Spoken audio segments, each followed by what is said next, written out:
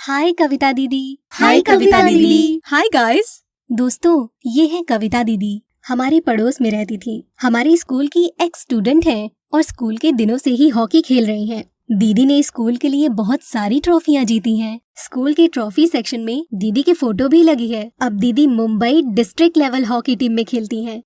हाँ, हम कविता दीदी को जानते हैं। कविता दीदी, प्लीज थोड़ी देर हमारे साथ खेलो ना और हमें हॉकी के कुछ टिप्स दो ना। हाँ बिल्कुल, मुझे बहुत अच्छा लगेगा तुम सबके साथ हॉकी खेलना। बहुत दिनों के बाद अपने स्कूल के मैदान पर खेलने का मौका भी मिलेगा। लेकिन खेल शुरू करने से पहले थोड़ी एनर्जी के लिए कुछ खाया जाए। मुझे यकीन है कि तुम सबको भूख लगी होगी और खाते खाते हम हॉकी के बारे में डिस्कशन भी करेंगे। क्यों? ये! चलो सामने वाली दुकानों पर चलते हैं, वहीं कुछ खाते हैं।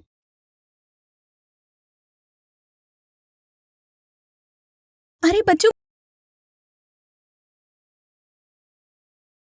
मुझे पता है कि चाइनीज भेल, वड़ा पाव, समोसा, पकौड़े खाना तुमको बहुत पसंद है और ये बहुत टेस्टी भी होते हैं। लेकिन ये हेल्दी फूड ऑप्शन नहीं है। बहुत सारी सब्जियों के साथ सैंडविच एक टेस्टी और हेल्दी ऑप्शन है, थोड़ा मक्खन और चटनी के साथ। और फल भी हेल्दी होते हैं। हाँ कविता दीदी, एकदम सही बोला आपने। हमें कविता दीदी की बात माननी चाहिए। लेकिन मुझे सैंडविच और फ्रूट्स बिल्कुल पसंद नहीं है। मुझे चाइनीज भेल बहुत पसंद है, उसमें भी तो सब्जियां होती हैं।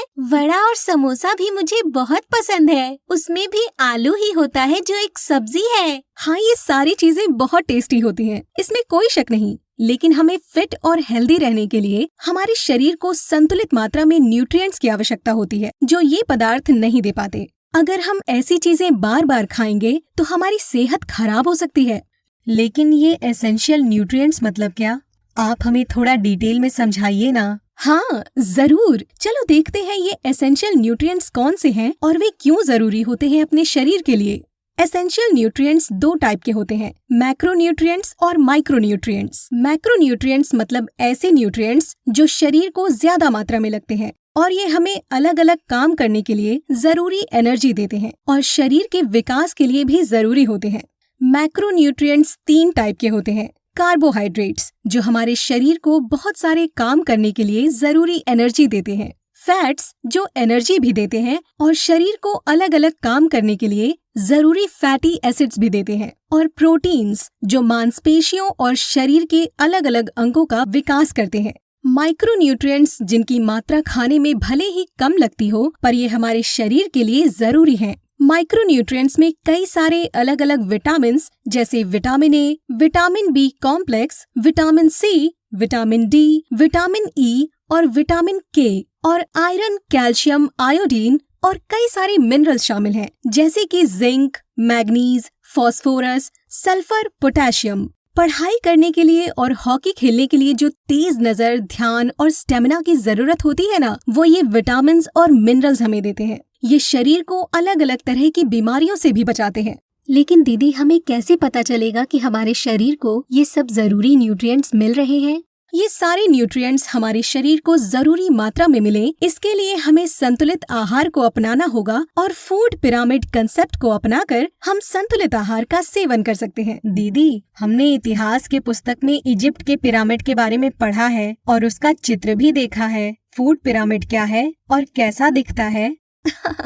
सवाल अच्छा है। आपने जिस इजिप्ट के पिरामिड का अभी जिक्र किया ना, इस फूड पिरामिड का आकार भी लगभग वैसा ही होता है। फूड पिरामिड भी तिकोना होता है और इजिप्ट के पिरामिड की तरह ही उसकी नींव बड़ी और फैली हुई होती है। इस नींव में आते हैं अलग अलग प्रकार के अनाज। इसका मतलब ये है कि अनाज से बने हुए पदार्थ हमारे भोजन की नींव हैं और हमारी थाली में सबसे ज्यादा मात्रा में होने चाहिए। इसीलिए खाने में रोटी या चपाती या भाकरी या पराठा और चावल की मात्रा सबसे ज्यादा होनी चाहिए। इसकी ऊपरी परत में आते हैं फल और सब्जी तरकारी। इसका मतलब अनाज के बाद रोज के खाने में अलग अलग तरह के फल और सब्जियां होनी जरूरी हैं। इसकी ऊपर वाली परत के दो भाग होते हैं। एक भाग में दूध और दूध से बने हुए पदार्थ जैसे कि दही, लस्सी, छाछ, मक्खन, चीज आदि होते हैं और दूसरा भाग अंडे, मांस और मच्छी का होता है। दूध और दूध के पदार्थ अंडे, मांस और मच्छी खाने में वैसे तो सबको बहुत अच्छे लगते हैं, पर रोज के खाने में इनका एक लिमिट में सेवन करना ही सेहत के लिए अच्छा होता है।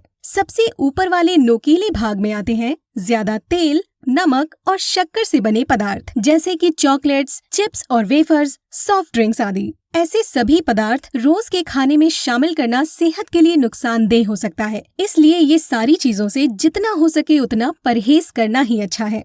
अगर ज्यादा तेल, शक्कर या नमक वाली चीजें बहुत खाओगे तो हॉकी खेलने के लिए जरूरी चुस्ती नहीं रहेगी और आप सुस्त हो जाओगे। पर हमारा रोज का संतुलित आहार का प्लान कैसा होना चाहिए?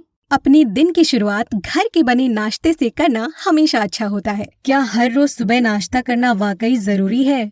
मुझे सुबह भूख ही नहीं लगती।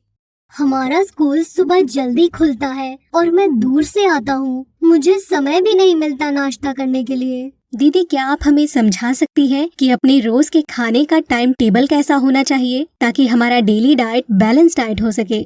हाँ प्रिया, क्यों नहीं। जैसे मैंने पहले भी कहा, दिन के संतुलित आहार की शुरुआत हेल्दी नाश्ते से होनी चाहिए। स्कूल, ट्यूशन, पढ़ाई, खेल कूद और बाकी सारी चीजों को ध्यान में रखकर सुबह 7 से 9 बजे तक नाश्ता, 1 से 2 बजे के बीच दोपहर का खाना, शाम को 7 से 9 बजे तक रात का खाना, और अगर दोपहर और रात के खाने के बीच भूख लगी तो 4 से 5 बजे के बीच कुछ थोड़ा सा खा लेना। ये सबसे बेस्ट टाइम टेबल है। अपने डेली रूटीन के हिसाब से इन सभी का टाइम फिक्स करके रोज उस पर अमल करना जरूरी है। शुरुआत में ये मुश्किल लगेगा, पर धीरे धीरे इसकी आदत हो जाएगी। और अगर हम अच्छा और समय पर खाना ना खाएं तो क्या हो सकता है? संतुलित आहार ना लेने से सिर्फ हमारे शरीर की तंदुरुस्ती पर ही असर नहीं होता, बल्कि पढ़ाई से ध्यान हटना, मानसिक तनाव, चिड़चिड़ापन भी बढ़ सकता है, जिससे अपनी सेहत पर और बुरा परिणाम हो सकता है। अगर आपका शारीरिक और मानसिक स्वास्थ्य ठीक नहीं है तो क्या आप अच्छे से पढ़ाई कर पाओगे या हॉकी खेल पाओगे? नहीं ना।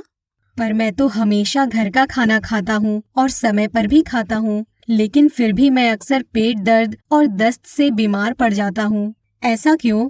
चिंटू, क्या खाना खाने से पहले हाथ की स्वच्छता पर गौर करते हो? सिर्फ हेल्दी खाना काफी नहीं होता, उसके साथ ही हमें अपनी स्वच्छता का ख्याल रखना भी जरूरी है। खाना खाने से पहले हाथ न धोने से हाथों पर मौजूद बहुत सारे कीटाणु दस्त और कई सारी बीमारियों का कारण बन सकते हैं। दस्त लगने से या उल्टियाँ होने से शरीर के विटामिन्स, मिनरल्स और पानी बहुत ज्यादा मात्रा में बाहर फेंके जाते हैं, जो शरीर के स्वास्थ्य और अलग अलग कामों के लिए बहुत इम्पोर्टेंट होते हैं। जानवरों से प्यार करना, उनकी देखभाल करना अच्छा होता है, लेकिन जानवरों को छूने के बाद हाथ धोने चाहिए, क्योंकि उनके बालों में बहुत धूल और कीटाणु जमा होते हैं। हैंड वॉशिंग का सही तरीका क्या है? हाथ धोने का बहुत आसान और सही तरीका मैं आपको सिखाती हूँ। सबसे पहले सब अपने हाथों को गीला कर लें और हथेलियों पर साबुन लगा लें। स्टेप 1, अपने हाथों को हथेली पर घिसें। स्टेप 2, प्रत्येक हाथ के पिछले भाग को दूसरे हथेली से घिसें। स्टेप 3, अपने दूसरे हाथ से एक हाथ की उंगलियों के पिछले भाग को रगड़ें। स्टेप 4, फिर से हथेली को रगड़ें, लेकिन इस बार रगड़ते हुए दोनों हाथों की उंगलियों को एक दूसरे के अंदर बंद कर दें। स्टेप 5, उल्टे हाथ की हथेली से अंगूठे के चारों ओर रगड़ें। स्टेप 6, अंत में दोनों हाथों की हथेली को उंगलियों से रगड़ें। इसके बाद साबुन के झाग को हटाने के लिए हाथों को पानी से अच्छी तरह से धो लें और उन्हें एक साफ तौलिए या रुमाल से अच्छी तरह से पोंछ लें। अब क्या तुम सब मुझे बता सकते हो कि कब हमें अपने हाथों को अच्छी तरह से धोना चाहिए? शौचालय के बाद, छींकते या खांसते वक्त, नाक या मुंह पर हाथ रखने के बाद, बाहर खेलने के बाद, हर बार खाना खाने से पहले, पालतू जानवरों को छूने के बाद, घर पर मरीजों को छूने के बाद। करेक्ट। और अगर आप हैंड वॉशिंग की सही तकनीक को अपनाकर अपने हाथ धोते हैं तो ये आदत आपको बीमारियों से खुद का बचाव करने में मदद करेगी। दीदी, हमें पोषण और हाथों की स्वच्छता के महत्व के बारे में जानकारी देने के लिए बहुत बहुत थैंक यू। हम आज से ही इसका पालन करेंगे। हाँ, हम हर रोज इस पर अमल करेंगे। मुझे ये सुनकर बहुत खुशी हुई और ये जानकारी ध्यान देकर सुनने के लिए और बेझिझक अपने मन में उठे सवाल पूछने के लिए मैं भी आप सबको थैंक यू कहती हूँ। मुझे यकीन है कि आप ये जानकारी सिर्फ अपने ही पास नहीं रखोगे, बल्कि अपने घर में अपने माता पिता, भाई बहन, दोस्त और बस्ती के लोगों के साथ भी शेयर करोगे। इसके लिए आप कई सारे तरीके अपना सकते हो, जैसे कि पोषण और स्वास्थ्य को लेकर कुछ स्लोगन्स और जिंगल्स बनाना, पोस्टर्स और चार्ट्स बनाकर स्कूल और बस्ती में अलग अलग जगहों पर लगाना, बस्ती की माताओं के लिए पोषण आहार और स्वास्थ्य के बारे में वर्कशॉप का आयोजन करना, पोषण आहार और स्वास्थ्य को लेकर छोटे छोटे नाटक लिखकर स्कूल के एनुअल डे में या बस्ती में त्योहारों के दौरान सादर करना, स्कूल और बस्ती में रैली, फूड फेस्टिवल आदि एक्टिविटीज का आयोजन करके पोषण आहार और स्वास्थ्य की जानकारी ज्यादा से ज्यादा लोगों तक पहुंचाना। ग्रेट! तो चलो फिर हम सब साथ मिलकर आज से पौष्टिक खाना खाने की और हाथों की स्वच्छता रखने की शपथ लेते हैं। हम शपथ लेते हैं कि हम हमेशा हेल्दी डाइट का पालन करेंगे। हम शपथ लेते हैं कि हम हमेशा हेल्दी डाइट का पालन करेंगे। हम हर रोज सुबह घर में बना हुआ नाश्ता खाएंगे। हम हर रोज सुबह घर में बना हुआ नाश्ता खाएंगे। स्वस्थ आहार और पोषण संबंधित सही जानकारी हम हमारे दोस्त, घर परिवार और बस्ती के लोगों तक भी पहुंचाएंगे। स्वस्थ आहार और पोषण संबंधित सही जानकारी हम हमारे दोस्त, घर परिवार और बस्ती के लोगों तक भी पहुंचाएंगे। स्कूल में मिलने वाला मिड डे मील हम कभी मिस नहीं करेंगे। स्कूल में मिलने वाला मिड डे मील हम कभी मिस नहीं करेंगे। हम अपने पॉकेट मनी का सही उपयोग करेंगे। हम जंक फूड, कोल्ड ड्रिंक आदि का अति सेवन नहीं करेंगे। हम अपने पॉकेट मनी का सही उपयोग करेंगे। हम जंक फूड, कोल्ड ड्रिंक आदि का अति सेवन नहीं करेंगे। सुपारी, तंबाकू, सिगरेट आदि से भी हम दूर रहेंगे और दूसरों को भी ऐसा करने की सलाह देंगे। सुपारी, तंबाकू, सिगरेट आदि से भी हम दूर रहेंगे और दूसरों को भी ऐसा करने की सलाह देंगे। हम हाथ की स्वच्छता का हमेशा ध्यान रखेंगे और हाथ धोने की सही तकनीक को अपनाकर इस तकनीक को ज्यादा से ज्यादा लोगों को सिखाने की कोशिश करेंगे। हम हाथ की स्वच्छता का हमेशा ध्यान रखेंगे और हाथ धोने की सही तकनीक को अपनाकर हम इस तकनीक को ज्यादा से ज्यादा लोगों को सिखाने की कोशिश करेंगे। हम सभी सेहतमंद तरीके और आदतों को अपनाकर हमारा और हमारे प्रियजनों का जीवन खुशहाल बनाएंगे। हम सभी सेहतमंद तरीके और आदतों को अपनाकर हमारा और हमारे प्रियजनों का जीवन खुशहाल बनाएंगे।